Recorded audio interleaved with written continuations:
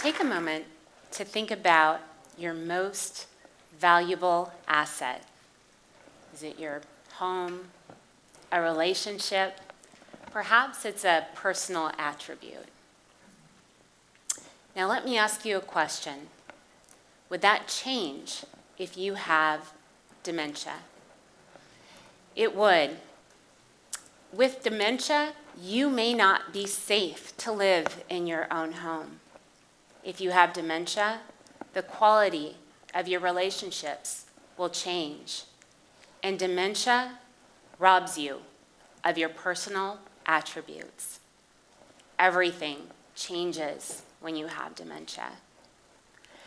I want to convince you that your brain is truly your greatest asset. If your brain is not functioning well, the meaning and pleasure you get from any other asset is diminished. As with all valuable assets, you can invest in your brain. Doing this can pay off dividends for your cognitive future and enrich the meaning of whatever else you value most in life. Most people take their brain health for granted. They typically don't think about or care about their brain health until they either don't have it or have witnessed cognitive decline in someone they love. I, on the other hand, have thought a lot about brain health.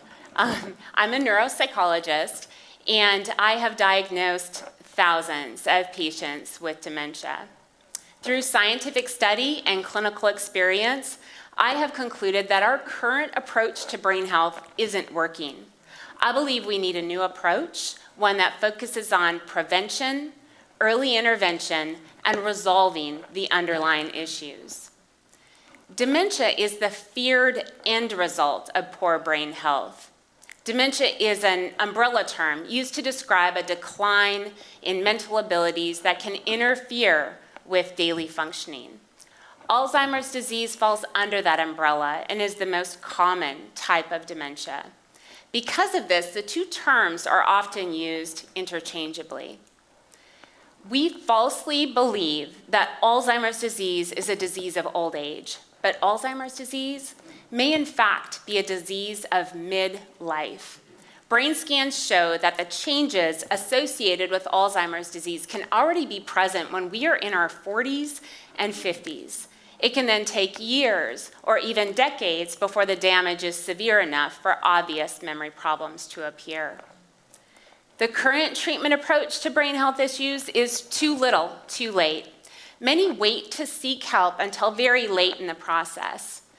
And with advanced brain health issues, the current scenario is to diagnose and then adios, because there's very little that can be done. Despite decades of research and hundreds of failed drug trials, there is still no medication available today that can appreciably slow or stop the neuropathology of Alzheimer's disease, and there is no miracle pill in the foreseeable future. As a nation, we are scared, and we should be. The statistics are grim. There are currently 5.8 million Americans living with Alzheimer's disease, costing our nation almost $300 billion each year. These numbers are expected to nearly triple by the year 2050. We are plagued by the fear that losing our train of thought, forgetting a name, or misplacing our keys might be a sign that something is dreadfully wrong.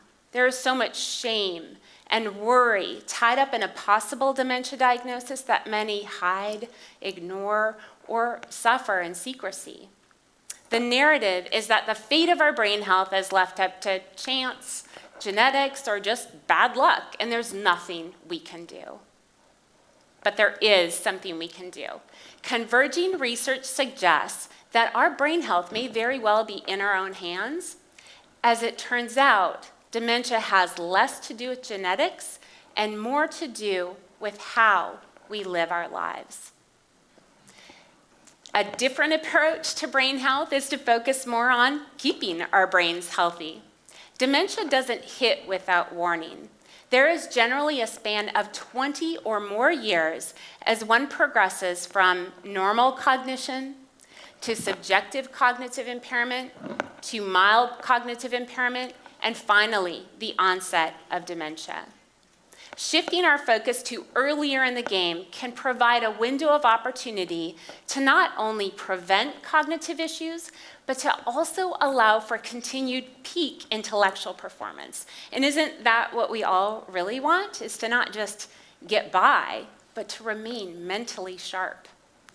There are also things that we can do to stabilize and in some cases even restore function once cognitive impairment has set in. Now, this part is key. It's important to understand that the things that contribute to the speed and the severity of progression from normal cognition to dementia can be different for everyone. Research teams from all over the globe are finding that there are multiple underlying contributing factors to cognitive impairment. Some of these things are basic, like vitamin D deficiency, and pretty easy to resolve. And some are complex, like stress, hormones, gut health, infections, insulin resistance, and the heavy hitter, chronic inflammation. Inflammation is our body's response to a foreign invader. However, if the body is under constant attack and on high alert, then inflammation persists and can lead to a host of different diseases, including dementia. So, figuring out which underlying factors are contributing to someone's cognitive impairment can give us clues to personalized treatments to delay the onset or the possible progression of dementia. This is a dramatic change in the current paradigm and can have enormous impact because delaying the onset of dementia for even 5 years can be life-changing for that individual and their family, and can also potentially reduce the shocking projected statistics of Alzheimer's disease. All right, so let me give you a case example. Brenda is in her 70s, active, and wasn't particularly concerned about her brain health. However, she underwent genetic testing for a heart health workup and found out that she has one copy of the ApoE4 allele, also known as the Alzheimer's disease gene. This was concerning to her as her mother had dementia, and she learned that this could further increase her risk of developing Alzheimer's disease. So Brenda reached out to me, and we talked about the things that can be done to reduce your dementia risk, even if you have a genetic predisposition. We also discussed that this information might actually be a gift. She could be empowered and take active steps to protect her brain. This resonated with Brenda, and she decided to work with our interdisciplinary team. Our team used advanced diagnostic testing to come up with a brain health program for Brenda.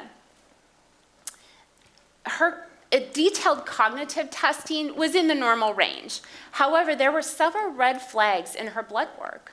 So based on these results, we made specific recommendations for how she could change her diet, reduce inflammation, improve sleep, and reduce stress. Brenda took the recommendations seriously, and her husband, Ed, made the changes right along with her. After 1 year, Brenda repeated the testing. I was actually amazed by her results. She improved from the average range to the high average range on 3 cognitive measures, including a memory test. And there were also marked improvements in her blood work. Now, I am thrilled with the types of unprecedented outcomes we are seeing with our patients. However, this was particularly meaningful to me because Brenda is my mother-in-law. Through proactive intervention, I believe that Brenda's risk of Alzheimer's disease has been reduced. In fact, I believe that it is unlikely that she will develop Alzheimer's disease in her lifetime. And for our family, that is a gift. Intuitively, we know the choices that we make affect our physical health. However, now we know this same concept applies to our brain health. A 2017 review in The Lancet calculated that more than a third of dementia cases could be preventable, primarily through proactive health behaviors. I developed the Brain Health Protocol as a research-based way to conceptualize and address the most impactful of these health behavior interventions. Working alongside a qualified healthcare provider, here are some things that you can do to improve your brain health. So food can be neuroprotective and shield the brain from harm, or it can be damaging and cause a cascade of damaging effects.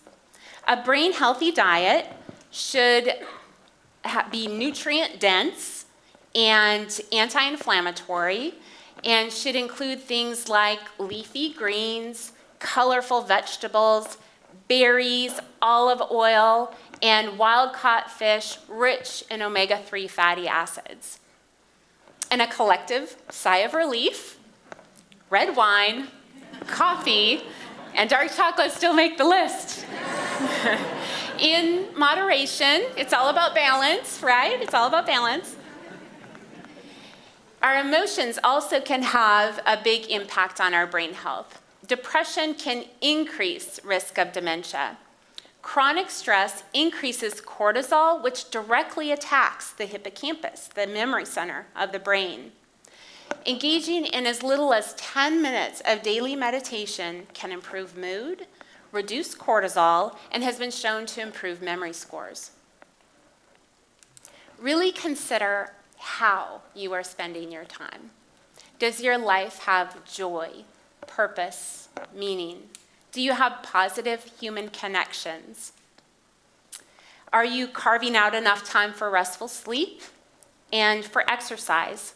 Studies have shown that brisk walking for just 40 minutes 3 times a week can have positive changes to the hippocampus and can also improve memory scores. It is important to keep our brains active and curious.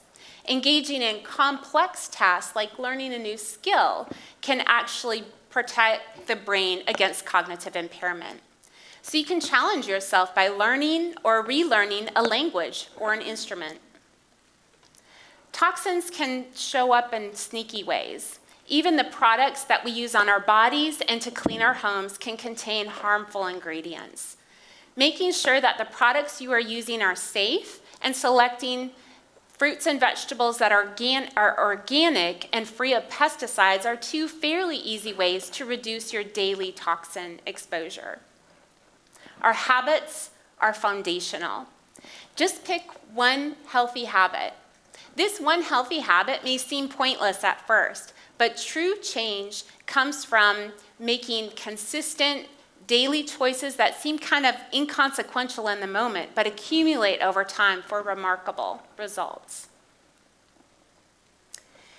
The evidence is compelling. We can protect and change our brains through healthy choices. And this doesn't have to be through Herculean efforts, but just through small, daily, consistent investments in our greatest asset. We cannot wait for a pharmaceutical drug to save our brains. We do not have that luxury of time. So think about how you might invest in your most valuable asset. Just make one simple shift. Because research suggests, and my patients confirm, that one healthy habit can lead to 2 healthy habits, and so on, and cause even a domino effect of health on friends and family. My mission is to provide hope, inspire, and to empower you, because the future of your brain may very well be in your own hands. Thank you.